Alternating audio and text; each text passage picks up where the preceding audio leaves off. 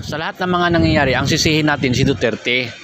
O kasi nga, pinalibing yung ama ni Marcos doon pa sa libingan ng mga bayani without permission from the people. Blind yung ating mga kababayan. And pagkatapos, nalibing na doon sa libingan ng mga bayani, doon na nagpakita ang ating president. So malaking kasalanan ng ating President Duterte kung bakit ginawa niya yon at walang confirmation sa bayan. Democratic country tayo ngayon. Nagrereklamo kayo ni Marcos na our democratic country is in danger.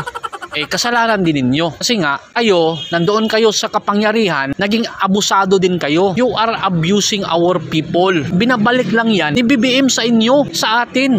Ganun tayo kakawawa. Pero, hindi naman ako makapolitiko. Sinabi ko lang dito ang katotohanan na malaki din ang kasalanan ni President Duterte during his term. Kasi nga, tinotolerate niya ang gawaing hindi dapat itolerate at that is against the law as a democratic country na ilibing sa libingan ng mga bayani. Yun si Marcos na maraming namatay sa martial law at maraming mga taong naghihingalo doon sa martial law at ginawa ninyong bayani. Yun ang malaking kasalanan kasi nga without even knowing, hindi naman alam yung history, pag-aabuso sa ating mga kababayan, which is yan po ay klarong-klaro, very clear ang pag-aabuso ng mga Marcoses noon sa ating mga kababayan. We are violating the law as a democratic country. Kasi nga, every years, mayroon tayong eleksyon. Pero dahil sa sakim sila sa kapangyarihan, gumawa sila ng gulo para mawala na yung eleksyon at manatiling nandoon sa kapangyarihan over 20 years sa kanyang term. Kaya malaki talaga yung kasalanan ni Duterte. Kasalanan din niya dahil hindi lang abusado si Marcos. Sila din mismo, mga Duterte, abusado din sila. Nag-abusar din sila sa mga kababayan natin dahil hindi nila pinaalam sa publiko, democratic country tayo. Yun ang nireklamo ninyo, democratic tayo. Meron tayong karapatan, meron tayong rights. Ngayon, yan ni Marcos. Yung karapatan natin, wala nang sense. At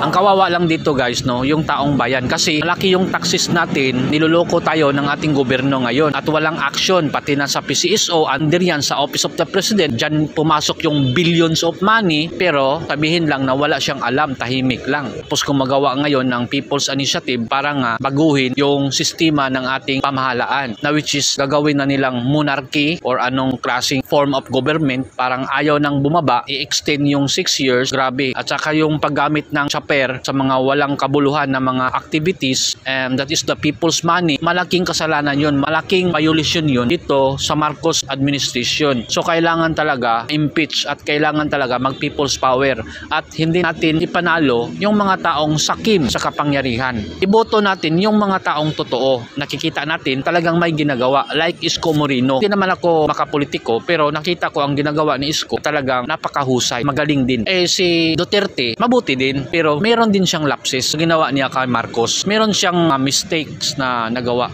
He has been committed so many mistakes si Duterte.